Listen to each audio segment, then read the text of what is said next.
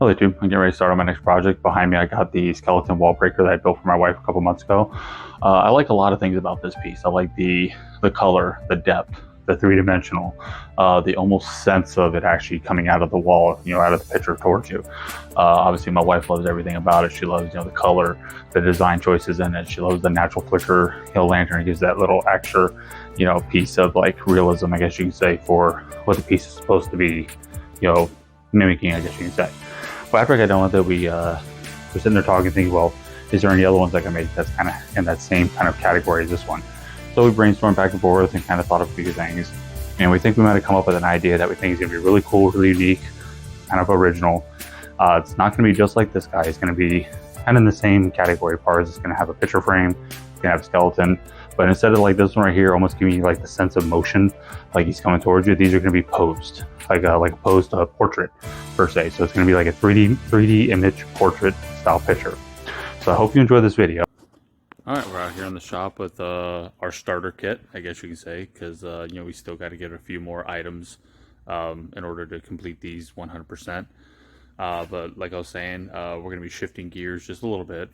It's still going to be kind of the three-dimensional popping out illusion picture, like the wall breaker. But what we're going to be doing with this one is we're going to be doing it's going to be a set. It's going to be a two-piece set picture. That's why you see the two skeletons and the two frames. We made sure that both frames were matching as far as size, color, shape, profile, everything like that. I do like the nice darker color to it.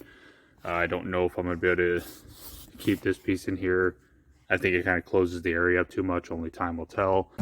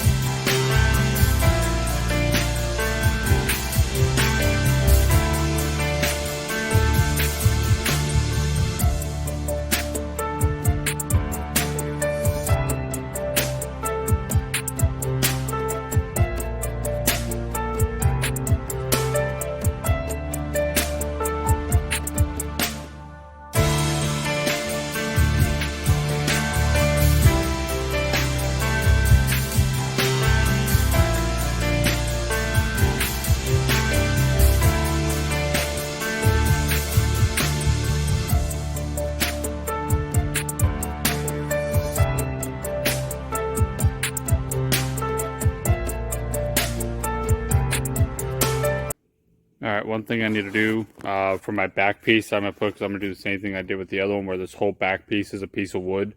So when I put everything has a lot of reinforcement. But you see these frames have this weird little corner piece on here, so I'm going to have to take my piece and notch it around there, because I really don't want to take these out because they're holding together. Because this is like that kind of that foam, it's not wood, it's foam. So they do this to really hold the corners together. So what I'm going to do is, you see I'm going to run tape on the corners. So when I lay my piece on there, I can go on the side and see where the tape's at, and I can make a line so I know exactly where to cut my wood.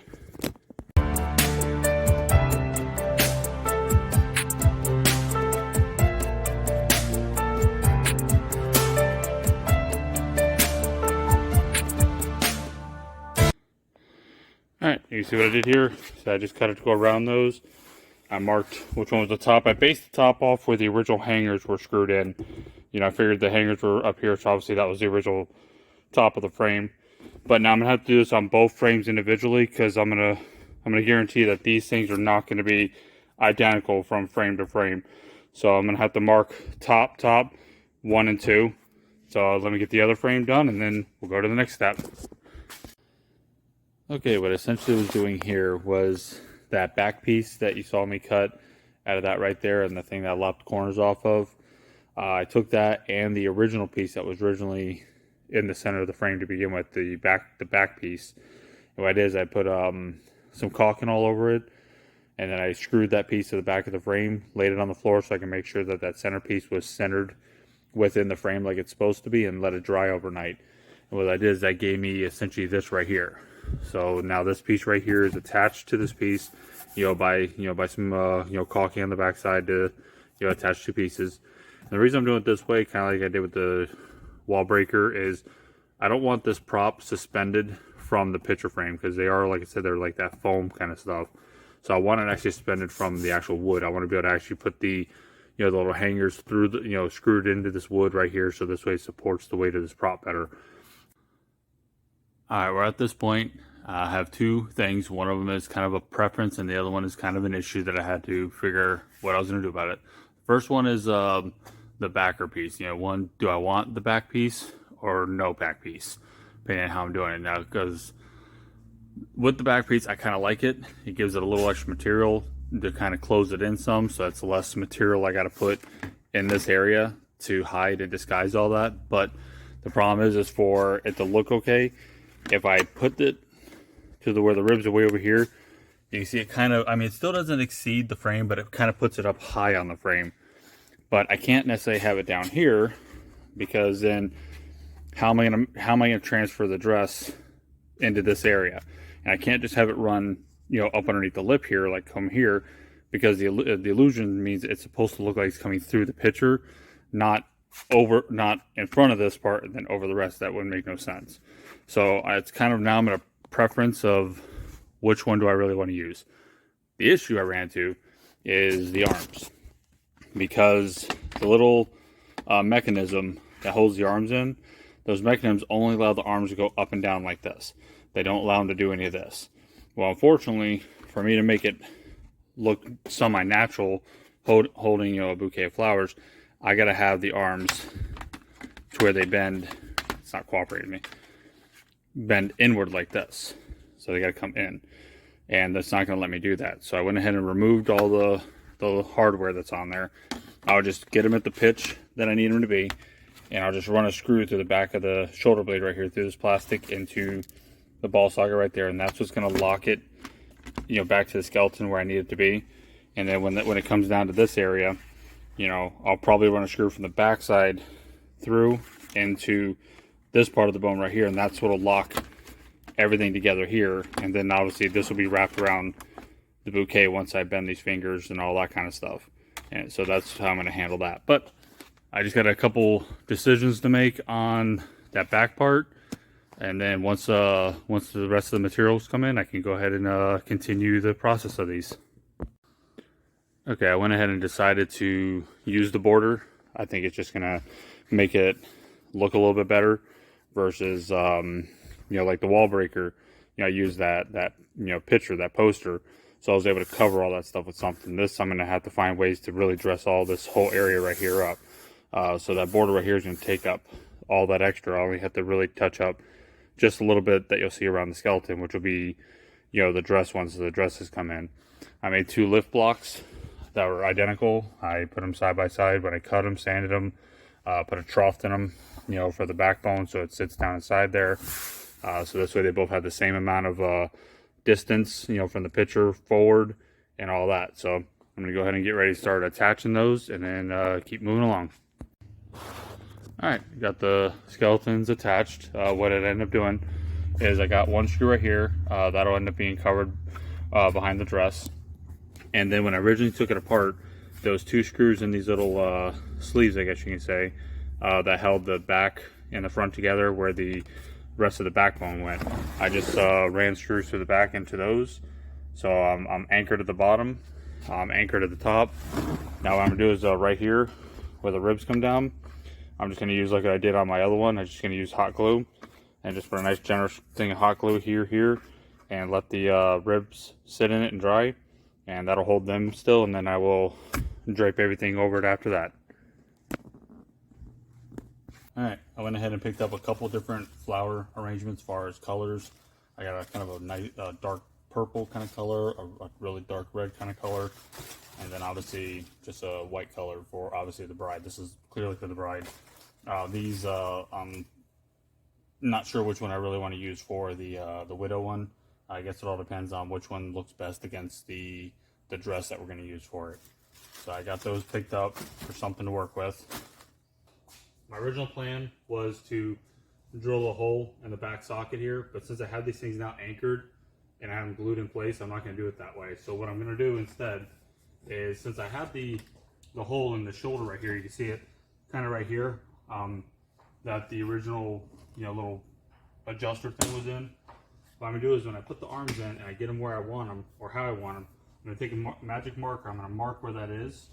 I'm going to unscrew the back of this arm because you can see where there's some screws back here. I'm going to unscrew this, and then I will drill a hole through here, put a bolt sticking out. I'll glue it on the back side so you don't see it.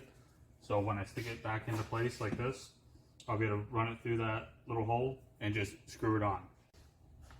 All right, the one thing I just noticed, the original one I did for my ground breaker, wall breaker pop, is the ball, the hand had just a ball on here. It kind of popped into there, and you kind of rotate them a little bit. These ones actually have a screw in them, so you can't rotate the wrist. And I'm gonna need to be able to get the wrist to essentially rotate like this. So I just pulled the screw out. What it is, once I figure out exactly where it needs to be, I'll just use a small drill bit. I'll drill into that hole, and then I'll just run the screw back into the location it needs to be, and that's essentially how I'm going to be able to fix that problem. So it's not a major issue, but it's just an extra step that's going to have to be taken in order to get essentially what I want and what I want it to look like.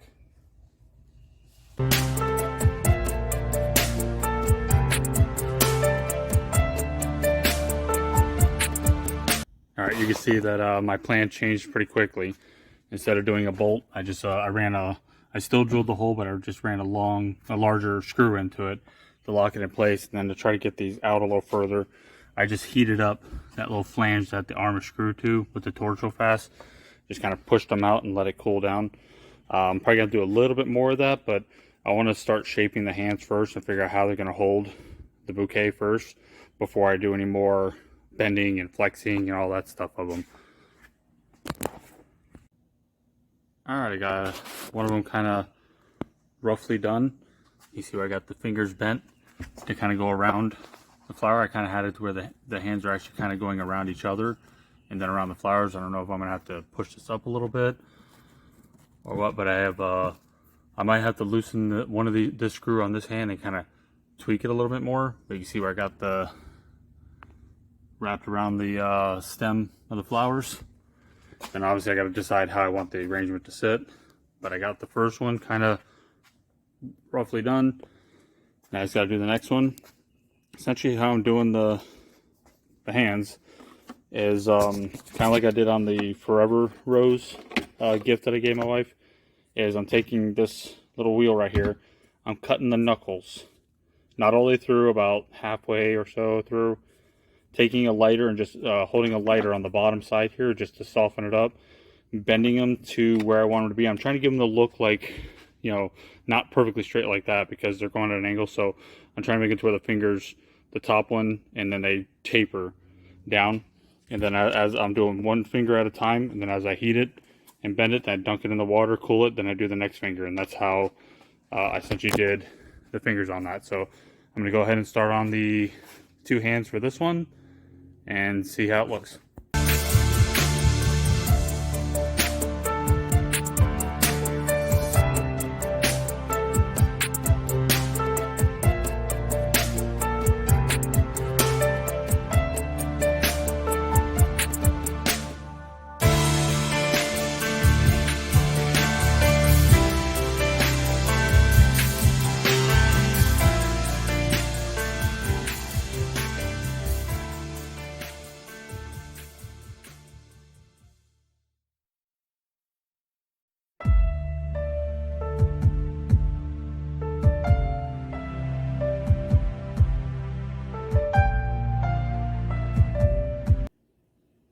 I got the second one roughed in. What I'm going to end up doing is where you see my cuts, my knuckles, I'm just going to take my hot glue gun and I'm just going to fill that with some hot glue so I can smooth it out so you don't see essentially the cut, and that'll kind of smooth back out the knuckles. Plus it'll be kind of more transparent so you don't really see it. Because I haven't made a decision yet if I'm going to paint these like I did the other one or leave them the color they are.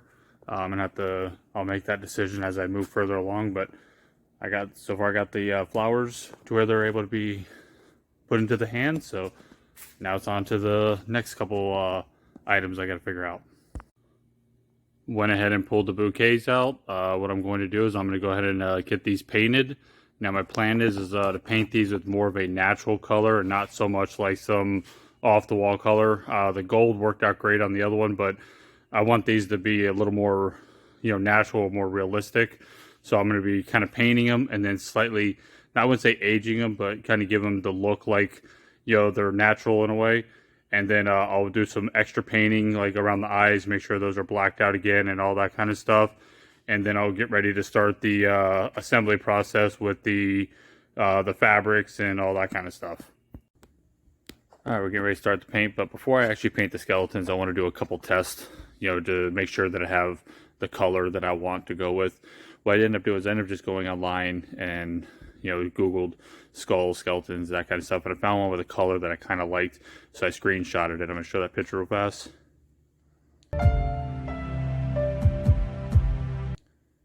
Now you see in that picture, the part that I've circled is the part that I'm going to be was using as essentially my reference, because it's kind of indicating that there's light shining on the top portion of it. So obviously anything below that's going to have a little more of a darker tone anyways.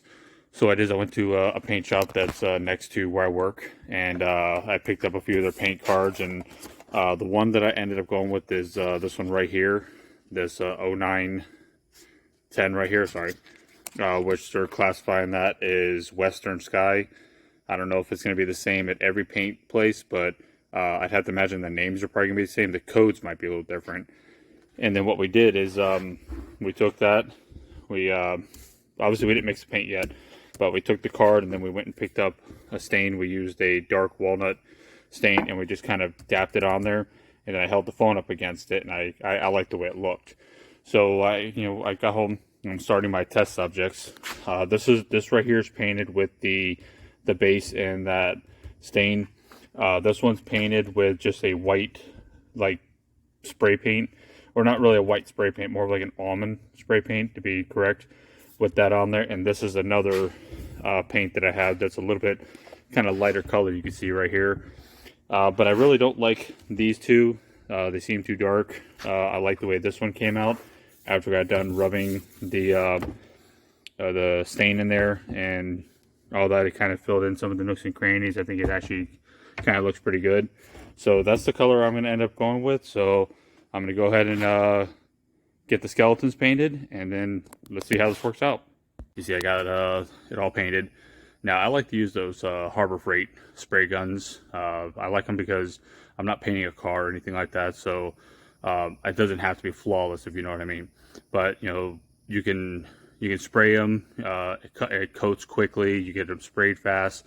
You can get into any areas, nooks and crannies that's going to be hard to get into with a brush. Plus also it keeps me from not having a whole bunch of brush strokes, and that kind of thing.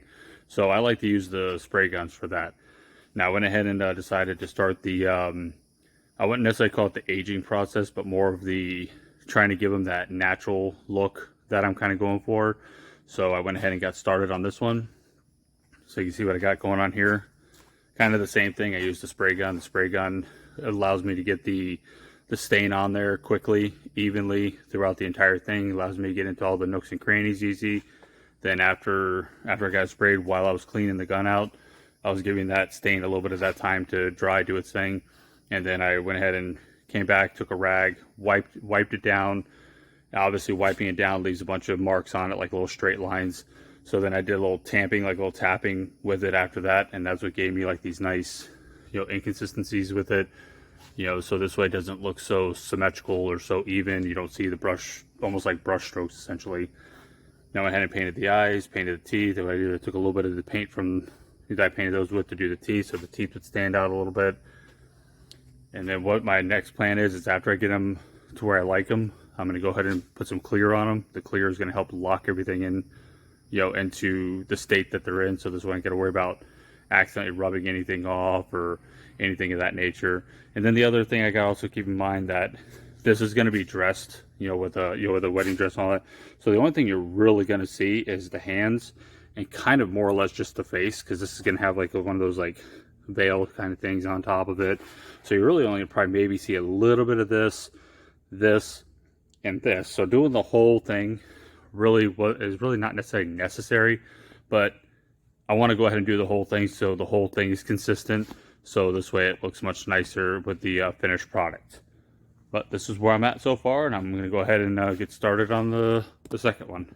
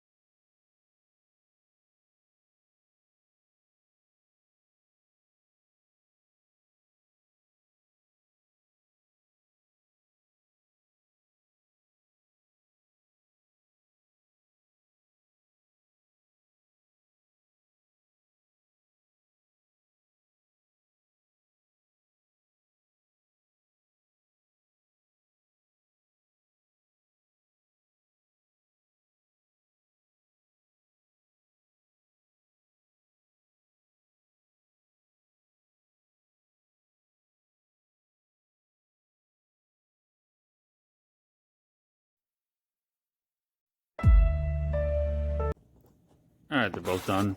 Obviously, this one right here looks a little darker than this one at the moment because obviously it's still a little more on the wet side than that one. That one's already had a little bit of time to dry.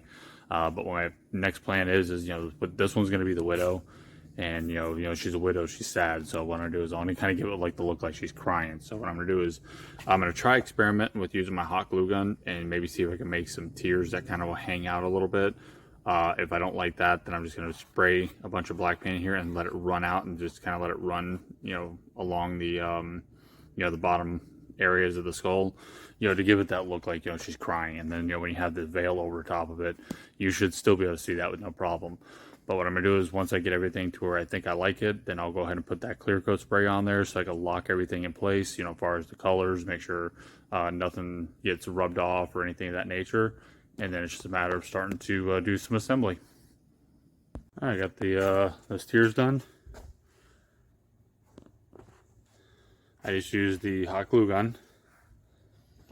And what I did is I just kind of pumped it in there real heavy and then used my air compressor to kind of blow cold air onto it. So as it kind of ran down, it got to a certain point, I kind of stopped it in that spot and held cold air until it kind of, got to where it wasn't soft enough to keep moving. And then I went ahead and painted them. Now after I spray paint the satin clear on there, it's going to lose some of the sheen. So I'll come back with probably some clear nail polish. And I'll paint these with some clear nail polish so you have that nice, shine again, because it's supposed to represent, essentially tears. But I'm just about ready to get that part done and move to the next step. I went ahead and got the back painted. Now it's kind of in reverse what you might think. This is actually going to be the bride. This is going to be the widow. The reason I did it that way is you got to think when this one's going to be done, it's going to have white flowers, white dress, white veil, all that on there. So now if I have a white back, everything is just all one big white, blur essentially. There'll be nothing to really break up the contrast between the two, surfaces, the two materials and this stuff. Kind of the same with the this one right here. If I have all black, it's all going to just kind of bleed together. These are also going to have wigs on them, and the wigs are going to serve a couple purposes. One, it's just going to add that little extra detail, little extra coverage to kind of cover these back areas. Two, it'll also cover the block that I have that's holding the skeletons. You have the block in the back, that one's painted to match the back, this one's painted to match the back, but the hair will kind of hide those, so the hair is going to act as essentially a way of me covering that, plus also adding that little extra detail, plus when I put the veil on there and stuff like that. So let's see how this turns out, and let's keep moving forward on it.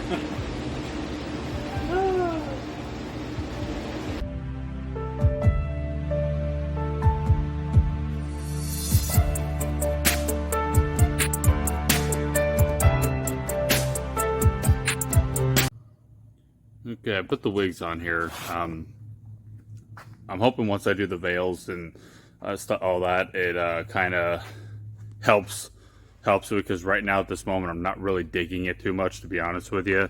And then also, obviously, I end up using the white wig on the widow because obviously you think, she's going to be much older. She's already has, gray hair, white hair, versus a bride would be more younger, kind of thing. But, obviously the black with the black hair, the white with the white hair, it's all, mixing together.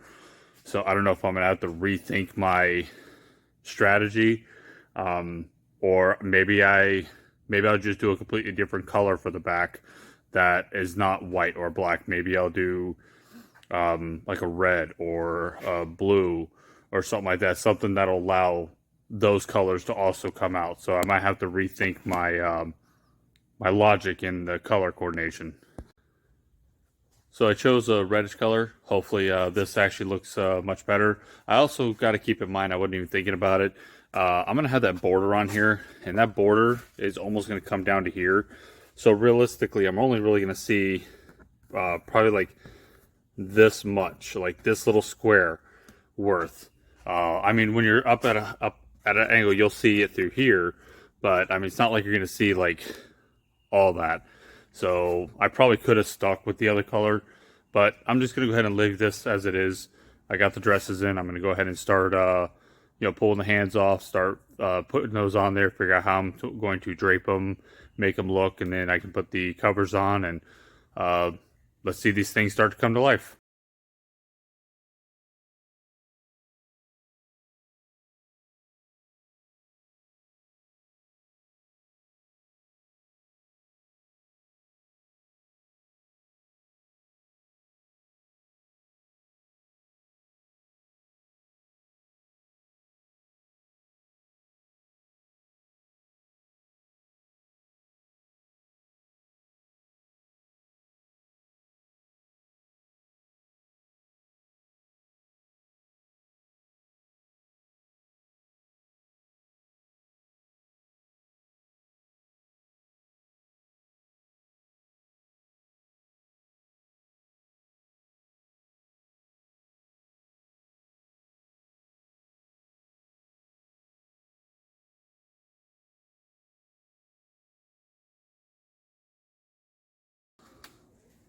I mean, I've actually forgot that we ordered shirts, not full dresses, because obviously I was only really using part of it, so there's no sense in actually ordering a dress. So we did shirts, and we tried to find something that had like a little floofy side and stuff like that. But I don't know. I'm not sure if this is gonna work for me or not. I mean, maybe after I get the veil on there and do maybe get some extra fabric and maybe do like something around the here to kind of cover this a little bit, to kind of make that look a little better or something.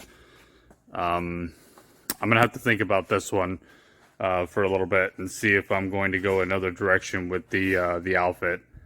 So for the time being, I'm not going to go ahead and cut this one up to do this one until I decide whether or not this is the right choice for this particular prop.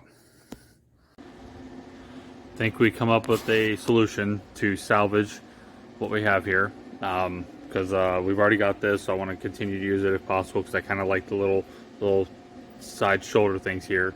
What we did is we found these right here online.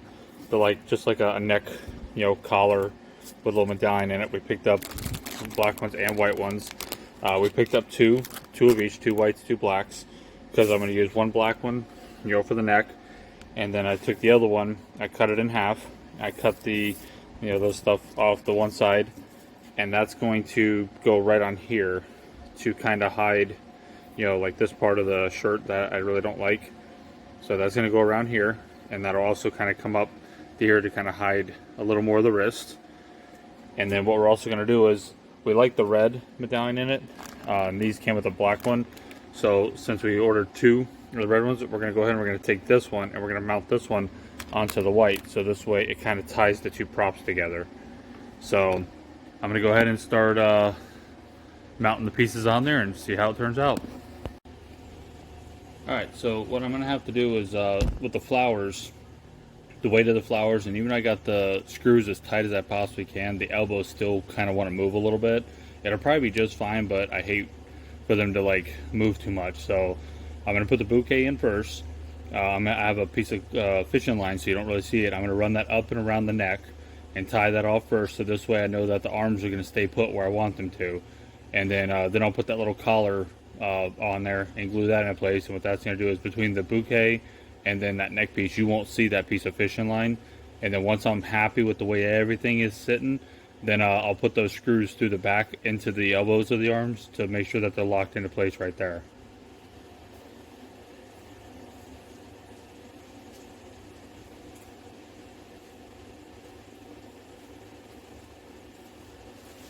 This is what I'm talking about. I don't want that doing that. I want them to stay, where I want them to stay. So. All right, we got to this point right here. You can see I got the pieces on the ends of the sleeves here. I like these because it kind of gives it like that older kind of look a little bit. Two, it covers that part of the sleeve that I just did not like. It also extended the length of it so that now it covers, that joint there plus the screw. But it also still makes it to where you can still see the hands just fine.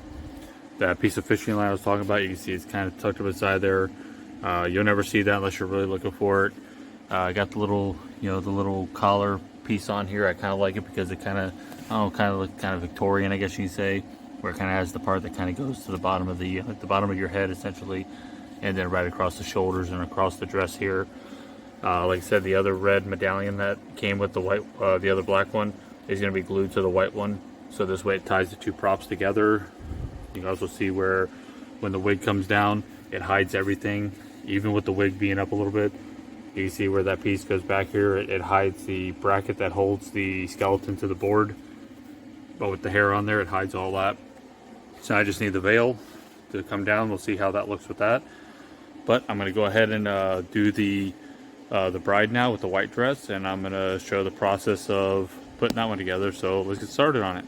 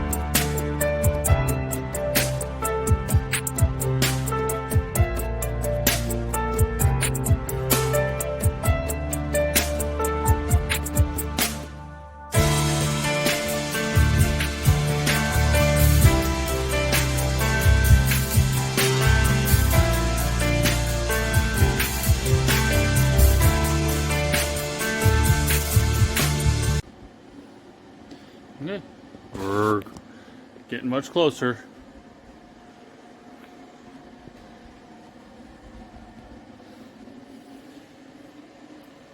Just got to put the screw in here to lock this arm in place.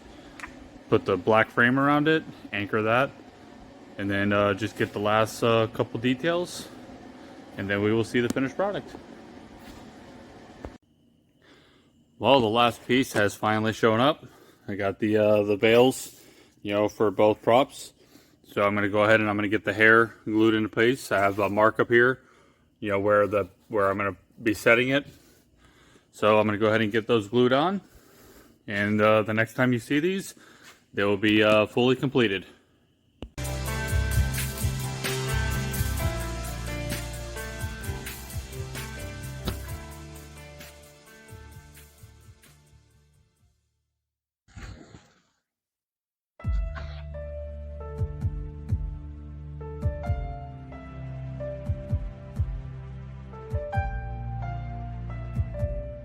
I'm going to go ahead and consider these as a finished piece. I'm going to say actually kind of surprised. I was a little skeptical in the beginning because since I was using a lot of the same stuff, obviously outside of the color being different, that they were going to look too close to being the same. But realistically, that's not the case. I mean, they really stand out by themselves. Each one of them have aspects to them that make each one of them stand out as individually, nicely. And I'm kind of surprised about that. They came out a little bit better than I was expecting. I did run into some normal issues like normal. And I kind of wanted to talk about that real quick is a lot of times when I'm building some of my props and say I'm running into major issues or something like that, or a full on design change or something, a lot of times that will get edited out because I really don't think anybody really wants to see that particular part of it because that's not really the magic side. The magic side is me saying, hey, I'm going to build this prop. Here's all my steps. And then here's the finished prop in the end. And not necessarily here, oh, this ain't gonna work. I don't like this. I'm gonna have to start all over. Blah blah blah. Because that's not the magic side of it, but it is the reality side of it. When you're building any kind of one-off prop, something that you don't just buy off the shelf and has instructions to put together, you're gonna run into all kinds of little issues, roadblocks, all that kind of stuff that you're gonna have to find ways to overcome. And the reason I'm talking about this is I had that issue with the clothing on these. As you can tell in the video, I absolutely did not like it. And we had to buy a few extra accessories essentially to give us the look that we're going for. As far as the neck piece and the part down here and that kind of stuff.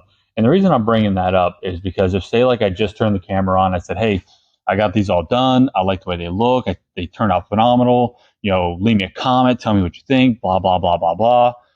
But I didn't really tell you what I did, or say, hey, I had to buy this piece, this piece, and this piece, and this piece to create that look. You're going to be watching the video and you're going to stare at it and you're going to say, where in the world did he find a dress that fits a 5-foot Home Depot skeleton? Realistically, we didn't.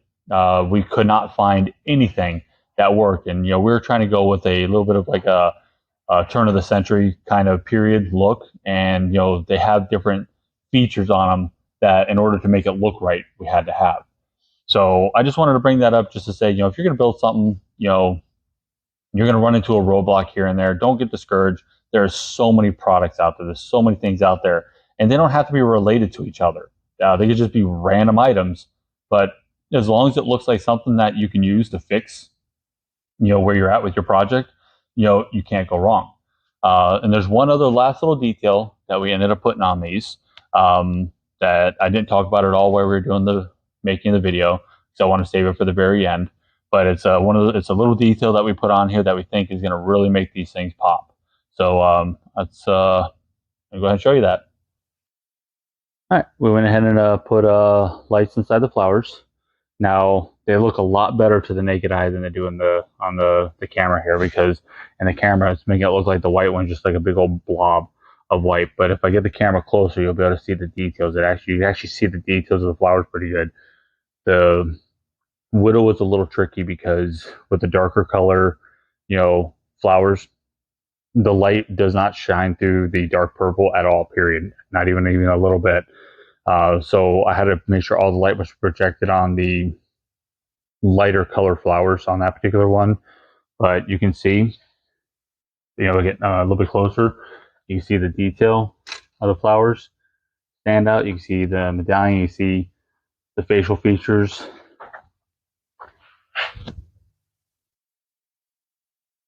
And then the other one right here, you see, as I get a little closer, you can see where you see the details of the flowers, a lot better. So it still looks better to the naked eye than it does on the camera, but it still looks pretty good. Next, you got the little medallion that kind of lights up a little bit. And you see the facial features. Now, the white is still makes it harder to see the features compared to this one right here. But with the light projecting from the bottom up, it definitely, gives it a little more of a eerie kind of look because you're kind of getting that shadow kind of effect to it. I'm gonna set my camera down. Sorry if I'm shaking too much. But what I like about these, especially in the dark, they're kind of like the wall breaker prop, where at nighttime with all the lights on, you just have the one light on, or like these with the flowers, they take on a whole new life. You know, they actually have a completely different look to them, a completely different, you know, just vibe, I guess you can say, to them. So I really like them in the dark. I think they look outstanding actually in the dark. I actually prefer them than having the lights on. But you know, leave me a comment. Tell me what you think. You know, tell me what you think. You know, do they look better with the shop lights on, or do they look better with the you know, the flowers kind of lighting them up? If you like this video, hit that like button, hit that subscribe button, and as always, thanks for watching.